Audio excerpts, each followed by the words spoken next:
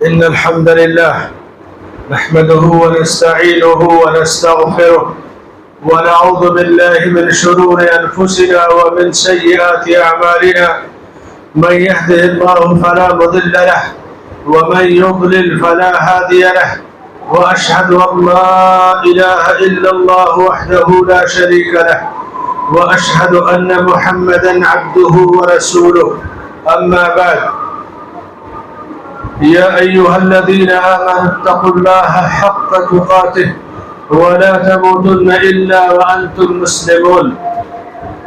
يا أيها الناس اتقوا ربكم الذي خلقكم من نفس واحدة وخلق منها زوجها وبث منهما رجالا كثيرا ونساء واتقوا الله الذي تساءلون به والأرحام إن الله كان عليكم رقيبا. يا أيها الذين آمنوا اتقوا الله وقولوا قولا سديدا يصلح لكم أعمالكم ويغفر لكم ذنوبكم ومن يطع الله ورسوله فقد فاز فوزا عظيما. وقال تعالى في مقام آخر: اتبعوا ما أنزل إليكم من ربكم ولا تتبعوا من دونه أولياء. وقال النبي صلى الله عليه وسلم: من أحدث في أمرنا هذا ما ليس منه فهو رد. معزز حاضرین جمعہ، عزیزوں، دوستوں، بزرگوں اور بھائیوں اور بہنوں، اللہ رب العالمین کی بے شمار نعمتوں میں سے سب سے عظیم نعمت ہم پر نعمت اسلام ہے، نعمت دین ہے. اللہ نے ہمیں خیر امت بنایا، اللہ کے نبی صلی اللہ علیہ وسلم کی امت میں پیدا کیا، جس کے بارے میں اللہ نے کہا کہ کنتم خیر امت اخرجت للناس، تم بہترین امت ہو جو لوگوں کے لیے پیدا کی گئی ہو، نکالی گئی ہو. یہ امت بہترین کیوں ہے؟ تأمرون بالمعروف وتنہون عن المنکر. اس کے بہترین ہونے کی وضاحت کی گئی کہ بھلائی کا تم حکم دیتے ہو، برائی سے روکتے ہو. بھلائی کا حکم دینا، برائی سے روکنا، یہ بہترین ہونے کی واضح مثال ہے. اور یہ اعمال اللہ پر ایمان کے ساتھ انجام دینا چاہیے. بعض دفعہ ہمارے سماج اور معاشرے میں آپ دیکھیے کہ اچھے، بظاہر اچھے لوگوں سے بھی برے اعمال صادر ہوتے ہیں اور انسان تعجب کرتا ہے کہ انہوں نے ایسی غلطی کر دی.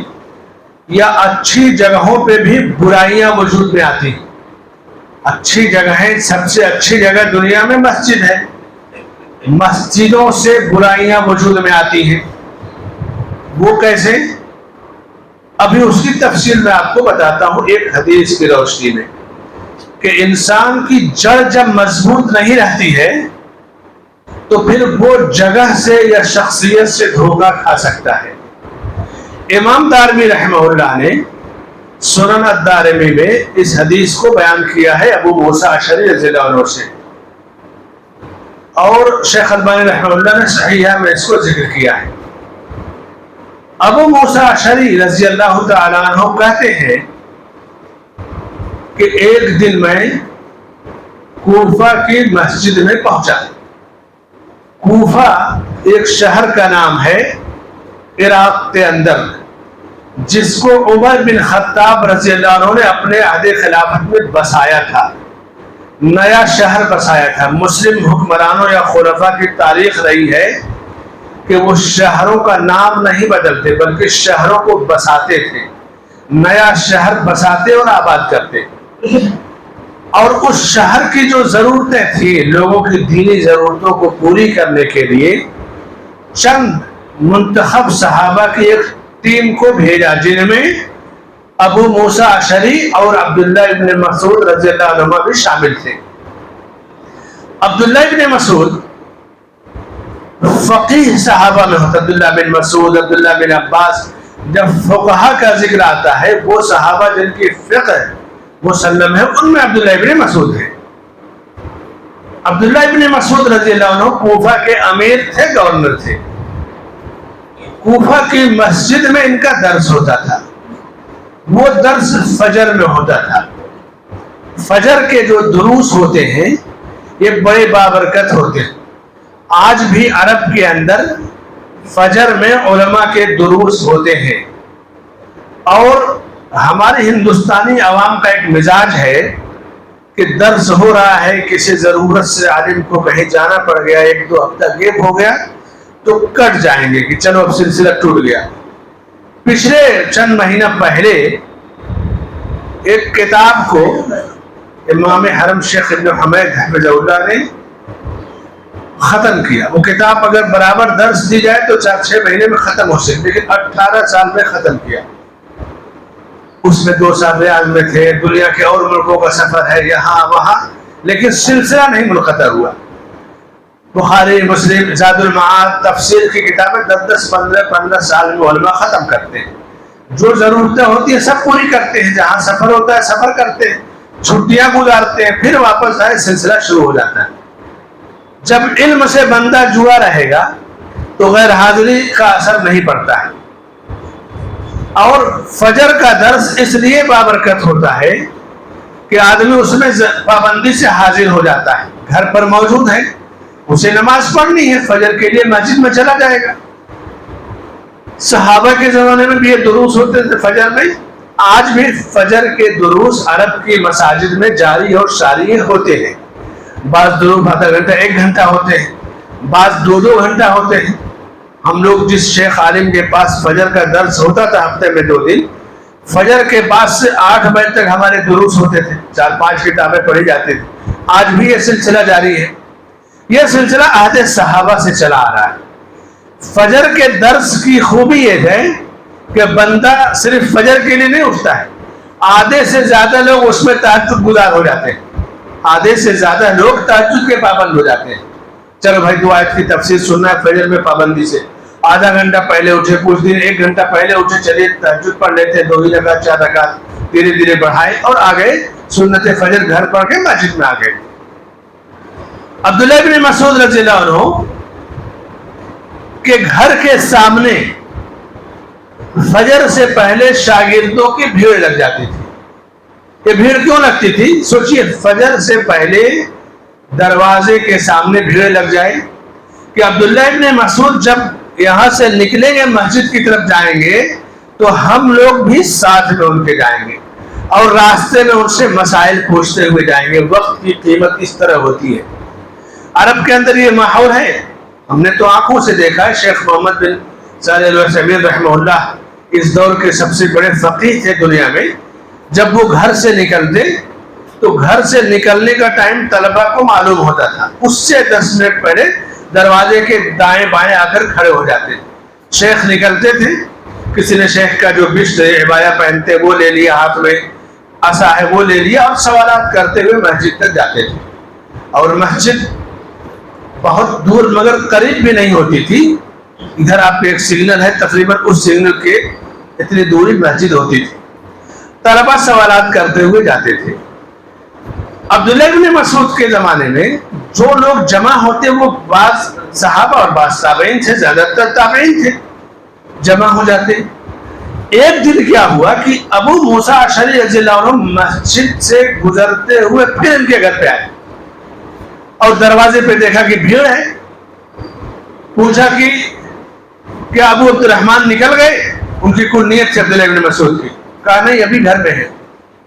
عبداللہ ابن مسعود آئے, کہا کہ ابو عبد الرحمن میں نے آج مسجد میں ایسا کام ہوتے ہوئے دیکھا جس کو دیکھ کر میرے رونگٹے کھڑے ہو گئے. ابو موسیٰ اشعری صحابی رسول ہے, کہہ رہے ہیں عبداللہ ابن مسعود کوفہ کے امیر گورنر ہیں, ذمہ دار ہیں. یعنی کسی شہر کا ذمہ دار جو حیثیت کلیکٹر یا ڈی ایم کی ہوتی ہے کہ پوری اطاعتیں اس شہر کے ان کے ہاتھ میں ہوتی ہے. عبداللہ ابن مسعود کو عمر بن خطاب رضی اللہ عنہ نے بھیجا تھا. کہا کہ میں نے اس منظر کو دیکھا تو روکتے کھڑے ہو گئے. تو کہا تم نے انہیں کچھ ٹوکا نہیں, کچھ کہا نہیں؟ کیا منظر تھا؟ کہا آپ چلیے خود اپنی آنکھوں سے دیکھ لیں گے. اب تھوڑی دیر کے بعد گھر سے نکلے, عبداللہ ابن مسعود رضی اللہ عنہ آگے اور دائیں بائیں ان کے شاگرد. مسجد میں جب پہنچے تو مسجد میں مختلف حلقے بنے تھے. 10 آدمی کا ایک حلقہ بنا ہے, 10 کا ایک بنا ہے, 10-15 کا ایک, 3-4 حلقے بنے ہیں.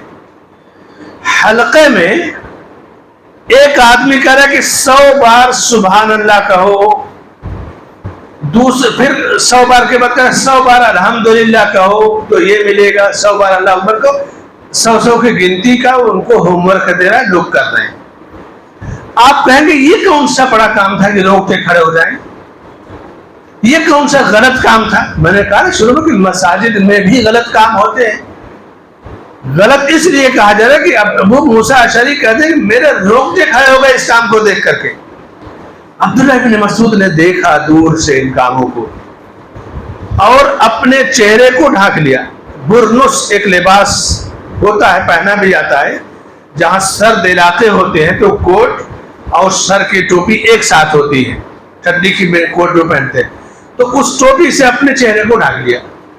اور جہاں یہ لوگ حلقے بنا کر کے یہ کہہ رہے ہیں کہ 100 بار اللہ اکبر کہو تو یہ ملے گا, 100 بار سبحان اللہ کہو, ایک آدمی ہوم ورک دے رہا ہے, دوسرے لوگ کہہ رہے ہیں, چہرے کو ڈھانک دیا اور کھڑے ہو گئے اور کہا کہ من عرفنی فقد عرفنی ومن لم یعرفنی فانا ابن مسعود, اور چہرے کو کھول دیا. کہا جس نے مجھے پہچانا وہ تو پہچان گیا, جو نہیں پہچانا وہ اب جانتا ہوگا کہ میں ابن مسعود ہوں. کہا یہ تم نے کیا شروع کر دیا؟ تم نے تاریخ بدعت کی دم پکڑ لیا, تم نے اپنے لیے گمراہی کا راستہ چن لیا. تمہیں نہیں پتا کہ ابھی اللہ کے نبی صلی اللہ علیہ وسلم کی ازواج مطہرات زندہ ہیں, آپ کے پہنے ہوئے لباس اور کپڑے موجود ہیں, جن برتنوں میں کھانا کھاتے تھے وہ برتن موجود ہیں, زمین پر بعض صحابہ آپ کے موجود ہیں. یعنی نبی کا عہد ختم ہوئے بہت لمبا پیریڈ نہیں ہوا اور تم نے اپنے لیے گمراہی کا راستہ چن لیا, ہلاکت کا راستہ چن لیا. تو لوگوں نے کہا اے ابو عبد الرحمن, ہم نے تو اپنے اس عمل سے خیر اور بھلائی کا ارادہ کیا تھا. تو عبداللہ ابن مسعود نے کہا کہ کتنے ایسے لوگ ہیں جو بھلائی کا ارادہ کرتے ہیں لیکن بھلائی تک نہیں پہنچ پاتے, اس لیے کہ جس راستے سے وہ بھلائی تک پہنچنا چاہتے ہیں وہ راستہ اللہ کے نبی کے بتائے ہوئے راستے سے الگ ہوتا ہے. عبداللہ ابن مسعود نے انہیں سختی سے ڈانٹا کہ تم تاریخ بدعت کی دم پکڑے ہو, تم نے اپنے لیے گمراہی کا راستہ چن لیا ہے. اور اس کے بعد ان کے عمل پر نکیر کی. آپ کہیں گے کہ ذکر کرنا مسجدوں میں, اللہ کو یاد کرنا, اس میں کون سی برائی؟ مسجدیں بنی ہی اسی لیے ہیں. لیکن یہ بات صحابی رسول عبداللہ ابن مسعود ابو موسیٰ اشعری رضی اللہ عنہ اس کے راوی ہیں کہ انہوں نے کہا کہ تم گمراہی کا راستہ اپنے لیے چن رہے ہو, تاریخ بدعت کی دم تم نے پکڑ لیا ہے. ایسا کیوں کہا؟ اس لیے کہ نیکی اور بھلائی کا کوئی بھی کام اگر اللہ کے نبی صلی اللہ علیہ وسلم کی سنت سے ثابت نہیں ہے تو وہ انسان کو خارجیت اور تباہی کی طرف لے کے جاتا ہے. اور اہل علم نے لکھا ہے کہ وہ جتنے تھے جب نہروان کی جنگ ہوئی تو وہ جو ذکر کر رہے تھے نا, دین سیکھ رہے تھے, دین کے نام پہ جمع تھے, وہ ایک طرف کھڑے ہو کر صحابہ پہ لعنت بھیج رہے تھے. تو مساجد میں بھی بعض دفعہ ایسی ٹریننگ یا تربیت شر پسند لوگ مسجد کا استعمال کر کے دے دیتے ہیں جو دین کی جڑوں کو کھوکھلی کر دینے والی ہوتی ہے. آپ سنتے ہوں گے, دیکھتے ہوں گے کہ بعض مساجد میں بم دھماکے ہو جاتے ہیں, بعض مساجد میں خون خرابے ہو جاتے ہیں. میرے بھائی اور دوستوں, مسجدیں تو اللہ کا گھر ہے, لیکن جب شر پسند اس میں گھس آئے گا, شیطان گھس آئے گا تو اپنا کام وہ کرے گا, اللہ والا دین والا اپنا کام کرے گا. عبداللہ ابن مسعود رضی اللہ تعالیٰ عنہ نے ان کے اس عمل پر نکیر کی.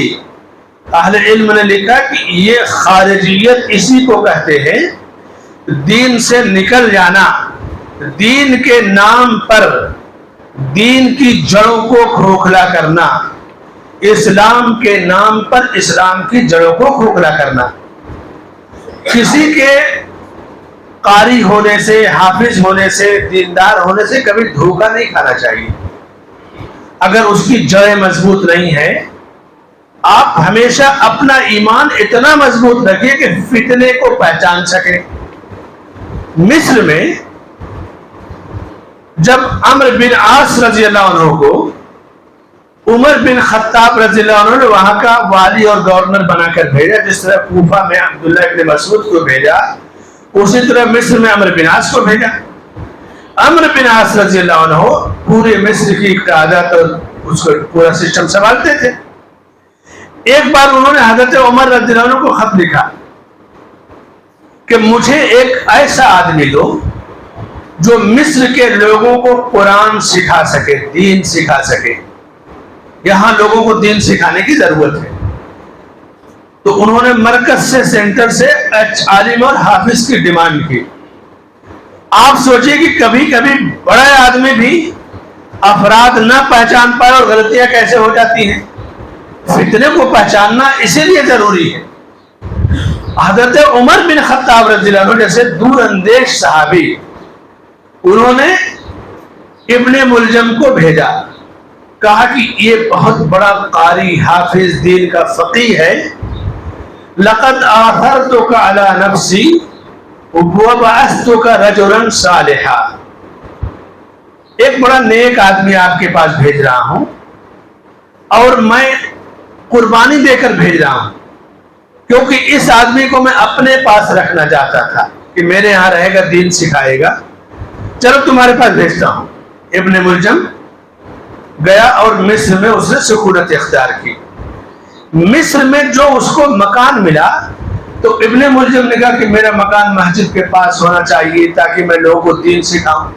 مکان کا انتظام ہو گیا، کوئی خلیفہ ہو، کوئی آج کے دور میں ڈی ایم ہو، مکان کا کون سا بڑا مسئلہ ہے، شہر میں جہاں کہیں دے دیں گے۔ اب وہ مصر کے والی گورنر ہے، مسجد کے پاس مکان دے دیا۔ جو اس کا پڑوسی ہوا وہ وہی شخص تھا، وہ بھی دیندار بظاہر تھا، مسجد کا پابند تھا، لیکن الموصلی یا یوسلی تھا کہ اس نے عثمان بن عفان رضی اللہ عنہ کے قتل کی سازش میں شرکت کی تھی، اور اس کا اثر ابن ملجم پر یہ ہوا۔ ابن ملجم خارجی تھا بھی، مزاج بھی وہی تھا، لیکن پہچاننے میں تاخیر ہوئی۔ ابن ملجم مصر سے عراق آیا اور علی رضی اللہ عنہ کو اپنے ہاتھوں سے قتل کیا۔ قرآن کا قاری، فقیہ، امام عمر بن خطاب رضی اللہ عنہ جیسے دور اندیش مدبر صحابی کہہ رہے کہ بہت نیک آدمی ہے، اور ایسا نہیں کہ دھوکے سے قتل کیا۔ ابن ملجم کی سزا یہ رکھی گئی کہ اس کا ہاتھ پر کاٹ کے پھر اس کی گردن کاٹی جائے۔ تو اس نے کہا کہ پہلے میرا ہاتھ کاٹو، کوئی بات نہیں، پیر کاٹو، زبان بعد میں کاٹو۔ پوچھا کیوں؟ کہا تاکہ میں دیر تک اللہ کا ذکر کرتا رہا۔ یعنی اپنے اس برے عمل کے بعد بھی وہ کہہ رہا ہے کہ میں نے علی بن ابی طالب رضی اللہ عنہ کو قتل کر کے اللہ سے قربت اختیار کی، میں نے ایک نیکی کا کام کیا، ایک بھلائی کا کام کیا۔ کس کام کو کہہ رہا ہے نیکی بھلائی کا؟ خلیفہ کو قتل کر کے۔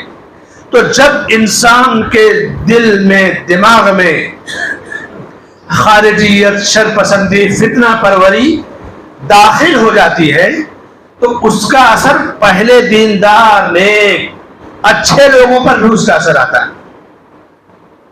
عثمان بن عفان رضی اللہ تعالیٰ عنہ کا جو آخری دور تھا، تو جب بلوائیوں نے ان کے گھر کو گھیر لیا تو خوارج اور فتنہ پرور صحابہ کے بچوں پر اثر انداز ہو گئے تھے، اور خلیفہ اول ابو بکر صدیق رضی اللہ عنہ کے بیٹے پر بھی اثر انداز ہوئے، اور یہ گئے حضرت عثمان کی داڑھی پکڑ لیا۔ حضرت عثمان نے کہا اترو، کہا فَإِنَّ أَبُوكَ كَانَ يُكْرِمُهَا، چھوڑو اس کو، تمہارے باپ اس داڑھی کی عزت کیا کرتے تھے۔ خوارج اتنا جو ہے خطرناک فرقہ، شرپسندوں کا الگ الگ انداز میں، کہ آپ یہ نہ سمجھیں کہ وہ دور ہیں، ہم سے کوئی تعلق نہیں۔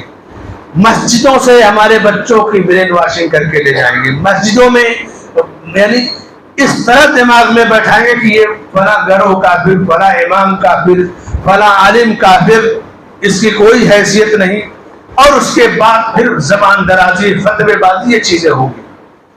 آپ سماج میں دیکھتے ہوں گے 10-20 سالوں سے کہ ایک طبقہ ایسا ہے جو علماء کی حیثیت کو مجروح کر کے غیر عالموں کو، جاہلوں کو، دو چار 10,000 کا کیمرہ لے کے 10,000 کی اقامہ رکھ کر کے ویڈیو بنا کر کے ایسا شو کریں گے کہ عالم، اور علم یا علماء سے لوگوں کو بدزن کرنا۔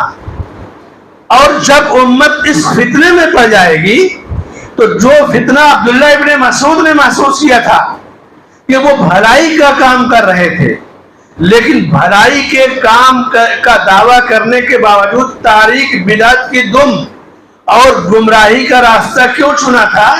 اس لیے کہ اس زمانے میں نبی کے شاگرد موجود تھے، بعض صحابہ موجود تھے، لیکن صحابہ سے علم سیکھنے کے بجائے انہوں نے خود سوچا کہ ہم تو خود دین سیکھ لیں گے، ہم خود جو ہے دین پھیلا لیں گے، اور علم سے، علماء سے کٹ گئے۔ تو فوری طور سے عبداللہ ابن مسعود نے ان کو 2 ٹوک فیصلہ سنایا کہ گمراہی کا راستہ تم نے اپنے لیے چنا ہے، یہ ہلاکت کا راستہ ہے، تاریخ بدعت کا راستہ ہے۔ تو دنیا میں جہاں بھی بندہ علم یا علماء سے کٹتا ہے، مستند علماء سے دور ہوتا ہے، تو فتنوں کا شکار ہونے میں انہیں ٹائم نہیں لگتا ہے۔ یہ جن لوگوں نے عقلوں سے قرآن کی تفسیر کی، عقل کے ذریعے، عقلوں کے ذریعے حدیثوں کی تفسیر کی، احادیث کو عقل پہ تول کر کے وہ حدیثیں جو عقل کے معیار پر نہیں اترتے ان کا انکار کر دیا، تو وہ طبقہ جو کالج یا یونیورسٹیوں میں پڑھتا ہے جدید علوم سائنس وغیرہ، وہ کہتا ہے ہاں یار یہ تو بات ماننے لائق نہیں ہے۔ میرے بھائیو، اسلام کسی کی عقلی تفسیر کا محتاج نہیں ہے۔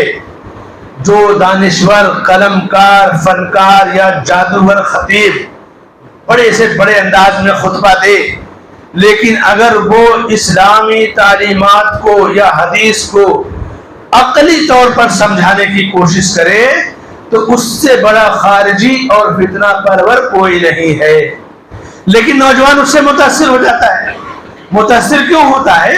اس لیے کہ اس کا انداز تکلم، گفتگو کا انداز دلوں کو چھو جانے والا، پیارا ہوتا ہے، قلم میں سراست ہوتی ہے، اور ہماری جڑیں جب مضبوط نہیں ہے تو پھر ہمیں کوئی منہ چک لے گا، کوئی بھی ہمیں شکار کر لے گا۔ اسی لیے ہمیشہ علم سے، اہل علم سے، علماء سے بندے کو رہنمائی لینی چاہیے۔ جب پورا ملک بلکہ پوری دنیا ایک بڑے فتنے میں پڑنے جا رہی تھی، اور اس کے بعد یہ جو داعش کا فتنہ اٹھا ابو بکر بغدادی کے نام پہ، اور نام رکھا خلیفہ رسول کا، اور جہاد کے نام پہ، اسلامی حکومت کے نام پہ پورے نوجوانوں کو، ذہنوں کو گندا کر دیا تھا۔ مسجدوں میں ہمارے نوجوان ایسا سوال کرتے کہ آدمی دنگ رہ جاتا کہ ان نوجوانوں پہ کس کا اثر آ گیا۔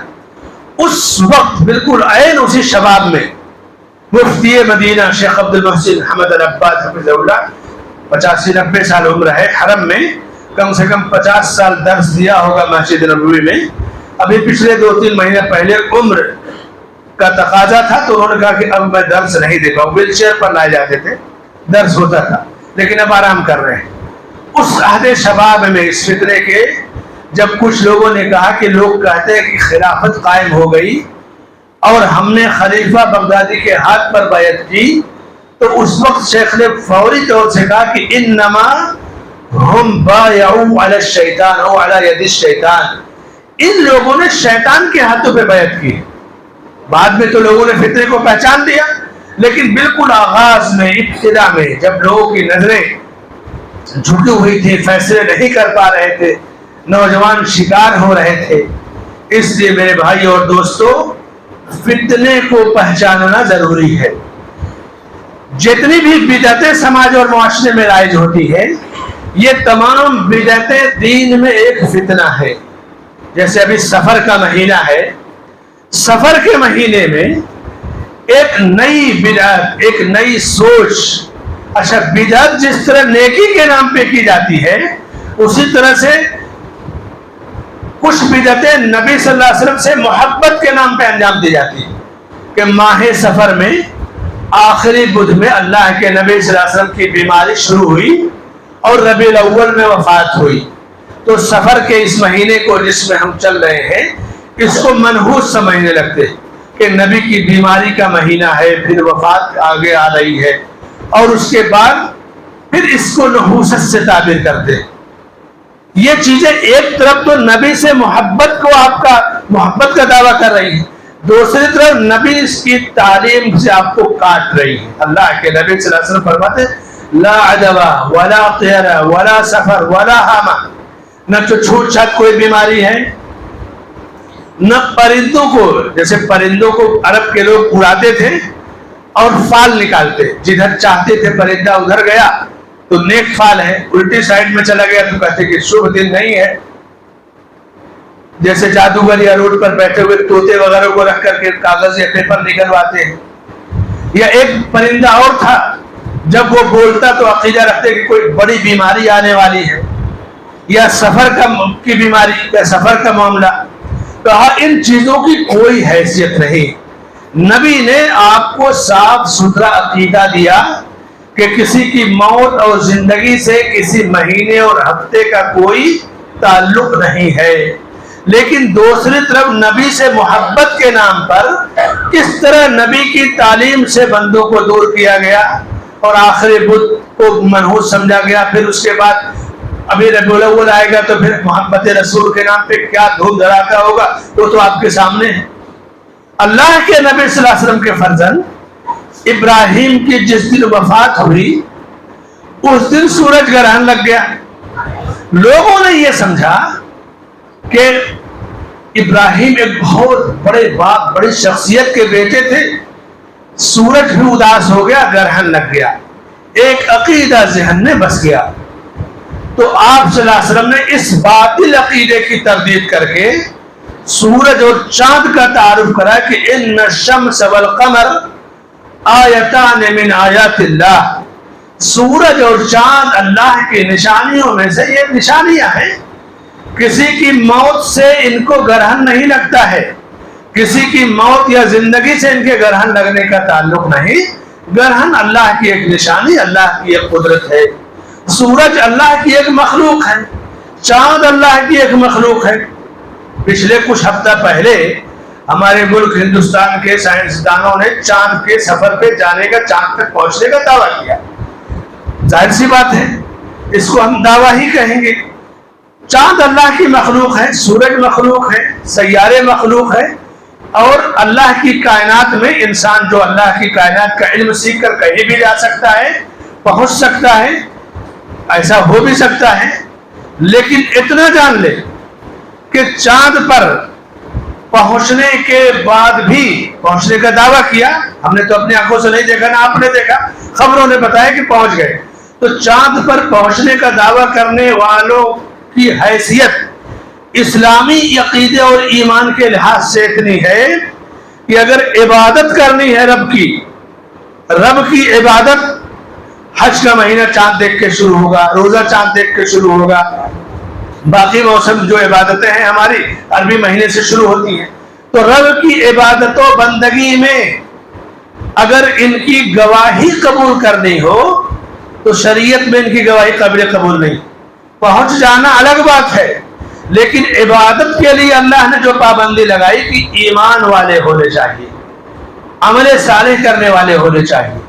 اسی لیے عرب کے اندر آج بھی جب چاند دیکھا جاتا ہے، رمضان کا، ذی الحجہ کا، عام طور سے ہر مہینے چاند دیکھا جاتا ہے، لیکن رمضان میں، عید میں یا ذی الحجہ میں ان کی خبریں زیادہ ہائی لائٹ ہوتی، اس لیے کہ ذی الحجہ کا چاند کا حج اور عرفہ سے جڑا ہوا ہوتا ہے، اور رمضان اور عید تو آپ جانتے ہیں۔ بڑی ہی دور اندیشی کے ساتھ جو لوگ گواہی دیتے ہیں ان کا نام لکھ لیا جائے گا، عدالت کا قاضی خاموشی سے اس شخص کے محلے کی مسجد کے امام سے رابطہ کرے گا، امام کو بلا لے گا یا فون کرے گا کہ فلاں کو آپ جانتے ہیں، وہ بتائے گا ہاں کیا بات ہے، کیا وہ فجر کی نماز پابندی سے پڑھتا ہے، کیونکہ فجر اس لیے کہ ظہر میں ہو سکتا ہے کاروبار میں گیا ہو، عصر میں ہو سکتا ہے ڈیوٹی پہ گیا ہو، کارخانے گیا ہو، آفس میں ہو، لیکن جب اس کا گھر ہے، گھر میں سوئے گا تو فجر مسجد میں تو پڑھنا ہے اس کو. تو سب سے پہلی جو گواہی لیتے ہیں تصدیق، کیا وہ فجر کا پابند ہے؟ اگر فجر کا پابند نہیں تو اس کی گواہی کاٹ دی جاتی ہے، ختم، اس کی گواہی نہیں قبول کی جائے گی. اگر فجر کی جماعت کا پابند ہے، امام نے گواہی دیا، تب اس کا نام گواہوں میں لکھا جائے گا. ہاں اس کی گواہی معتبر ہے، قابل اعتبار ہے. یہ عبادت کے معاملے میں شریعت نے ہمیں پابند کیا. اور جو پابندی عبداللہ ابن مسعود نے لگائی بدعتوں کو روکنے کے لیے، میرے بھائیو آج اس حدیث کو، اس بات کو کہیں بیان کریں عام انداز میں تو لوگ کہیں گے ارے اس میں کیا، اللہ کو یاد کر رہے تھے، اس سے روکنے کی کیا ضرورت ہے. لیکن صحابی رسول نے جس سختی کے ساتھ انہیں کہا کہ تم نے اتنے جلدی اپنے لیے ہلاکت کا راستہ چن لیا، تم نے تاریخ بدعت کی دم پکڑ لی، ایسا اس لیے کہ ذکر کا پورا طریقہ، جس طرح عبادتیں سکھائی گئیں اسی طرح اللہ کے ذکر کی بھی پوری تربیت احادیث میں موجود ہے. فَاذْكُرُوا اللَّهَ كَمَا عَلَّمَكُمْ مَا لَمْ تَكُونُوا تَعْلَمُونَ. جس طرح اللہ نے تمہیں ذکر کرنے کا، یاد کرنے کا طریقہ سکھایا، اس طرح اللہ کو تم یاد کرو. آپ چھوٹا عمل ہو یا بڑا، سنت سے اس کی دلیل تلاش کرنے کے بعد کیجیے. اپنی جانب سے کوئی عبادت آپ انجام دیں گے تو وہ ہلاکت اور بدعت کا راستہ ہے. یہ سختی، یہ پابندی جب ہوگی تو ایسی صورت میں آپ کا دین اصلی شکل میں محفوظ رہے گا. لیکن جہاں نرمی ہوگی وہاں دین کی اصلی شکل کٹتی جائے گی، ختم ہوتی جائے گی. اور اس کے بعد پھر ایک وقت آئے گا کہ بدعتی سب سے بڑی نفرت اہل سنت سے کرے گا، علماء سے کرے گا. بدعتی صرف یہی نہیں کہ جو درگاہوں پہ سجدہ کرے، چادریں چاہے، وہی بدعتی ہے. خارجیت کی بدعت بڑی خطرناک ہے اور ہمارے سماج کے اندر بھی تیزی سے پھیل رہی ہے. ایسی صورت میں ضروری ہے کہ صحابہ کرام رضی اللہ عنہم اجمعین کے اسوہ حسنہ، ان کے نقش قدم کو ہم اختیار کریں. اللہ ہمیں اور آپ کو، ہماری آل و اولاد کو، ہمارے نوجوانوں کو، بچے بچیوں کو ہر قسم کے فتنے سے محفوظ رکھے اور سنت مصطفیٰ صلی اللہ علیہ وسلم اور صحابہ کرام رضی اللہ عنہم اجمعین کے اسوہ اور طرز عمل سے رہنمائی حاصل کرنے کی توفیق عطا فرمائے. آمین. بارک اللہ لی ولکم فی القرآن والسنہ واستغفر اللہ لی ولکم ولسائر المسلمین من کل ذنب واستغفروہ انہ هو الغفور الرحیم.